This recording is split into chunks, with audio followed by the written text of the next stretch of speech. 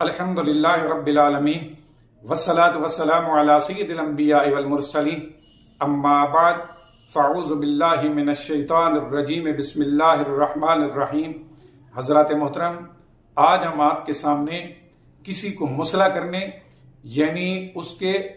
اعضاء کاٹ کر اس کی شکل بگاڑنے کے حوالے سے ایک تعارض کی تطبیق قائم کریں گے۔ چنانچہ حدیث پاک کا مفہوم ہے، حضرت انس رضی اللہ تعالی عنہ فرماتے ہیں کہ قبیلہ اکل کے چند لوگ حضور نبی کریم صلی اللہ علیہ وسلم کی بارگاہ میں حاضر ہوئے اور انہوں نے اسلام قبول کر لیا، لیکن مدینہ میں فضا ناسازگار ہونے کی وجہ سے ان کو مرض لاحق ہوا، تو نبی کریم صلی اللہ علیہ وآلہ وسلم نے حکم دیا کہ تم صدقہ کے اونٹوں کے باڑے میں چلے جاؤ اور وہاں پر ان کا پیشاب اور دودھ پیو۔ انہوں نے ایسا ہی کیا تو ان مرض سے ان کو صحت حاصل ہوئی، لیکن اس کے بعد وہ مرتد ہوئے اور انہوں نے حضور علیہ الصلوۃ والسلام کے وہ چرواہے جو ان اونٹوں پر متعین تھے ان کو بھی قتل کر دیا اور ان کو مسلح کر کے یعنی ان کے اعضاء کاٹ کے اونٹ بھگا کر لے گئے۔ نبی کریم صلی اللہ علیہ وآلہ وسلم کو معلوم ہوا تو آپ نے چند سپاہی ان کے پیچھے بھیجے، گرفتار کر کے جب انہیں حضور کی بارگاہ میں لایا گیا تو نبی کریم صلی اللہ علیہ وآلہ وسلم نے حکم دیا کہ ان کی آنکھ، کان اور ناک کاٹ کر تو ان کو ویرانے میں پھینک دو، تو لہذا حضور کے حکم کے مطابق ان کے اعضاء کو کاٹا گیا۔ ایک حدیث کے مطابق ان کی آنکھوں کو گرم سلائیوں کے ساتھ پھوڑا گیا اور ان کو ایک ویرانے کے اندر ڈال دیا گیا اور اس کے بعد یہ مر گئے۔ اب اس حدیث پاک سے معلوم ہوا کہ کسی کا مسئلہ کرنا یعنی ان کے اعضاء کاٹ کر ان کو بگاڑنا یہ عزلو شرع جائز ہے اور اس حدیث پاک سے ثابت ہے، جبکہ اس کے برعکس دوسری حدیث پاک جو حضرت عمران بن حسین رضی اللہ تعالی عنہ سے مروی ہے، فرماتے ہیں کہ نبی کریم صلی اللہ علیہ وآلہ وسلم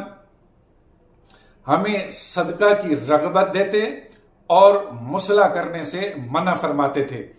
اب اس حدیث پاک سے معلوم ہوا کہ کسی کا مسئلہ کرنا یہ عذر شرع ناجائز ہے اور نبی کریم صلی اللہ علیہ وسلم نے اسے منع فرمایا، جبکہ اس کے برعکس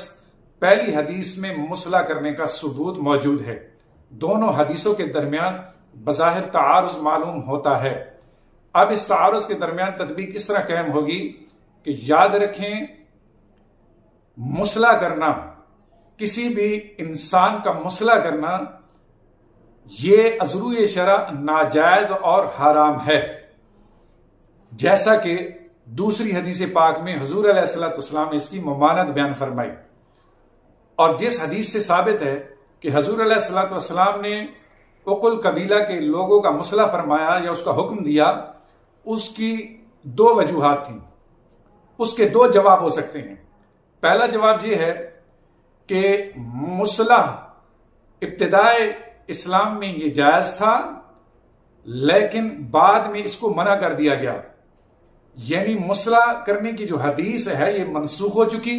اور جس حدیث میں حضور علیہ السلام نے مسئلہ کرنے سے منع فرمایا وہ حدیث ناسخ تصور ہوگی۔ اس کا دوسرا جواب یہ ہے کہ نبی کریم صلی اللہ علیہ وآلہ وسلم نے ان کے اعضاء کاٹنے کا جو حکم ارشاد فرمایا یہ مسئلہ کے طور پر نہیں تھا بلکہ قصاص کے طور پر تھا، کیونکہ اکل قبیلہ کے لوگوں نے حضور علیہ السلام کے ان چوکیداروں کو کہ جو اونٹوں کے اوپر متعین تھے ان کا مسئلہ کیا، ان کے اعضاء کو کاٹا اور اس کے بعد ان کو قتل کر دیا، تو نبی کریم صلی اللہ علیہ وآلہ وسلم نے قصاص کے طور پر ان کا پہلے اعضاء کو کاٹا اور اس کے بعد پھر ان کو قتل یعنی مار جانے کے لیے پھر ان کو ویرانے میں چھوڑ دیا گیا، اور قصاص کا حکم یہ قرآن کے اندر موجود ہے، جیسے اللہ رب العزت نے ارشاد فرمایا ان النفس بالنفس والعین بالعین، یعنی نفس کے بدلے نفس، جان کے بدلے جان، کان کے بدلے کان، آنکھ کے بدلے آنکھ۔ تو اب اس آیت کریمہ کی روح سے چونکہ قصاص کی اجازت ہے تو حضور علیہ السلام نے بطور قصاص ان کے اعضاء کو کاٹا، بطور مسئلہ ان کے اعضاء کو نہ کاٹا۔ لہذا اب اگر اس تطبیق کو تسلیم کر لیا جائے تو احادیث کے درمیان تعارض بھی ختم ہو جائے گا اور اس حل کے بعد اختلاف بھی ختم ہو جائے گا۔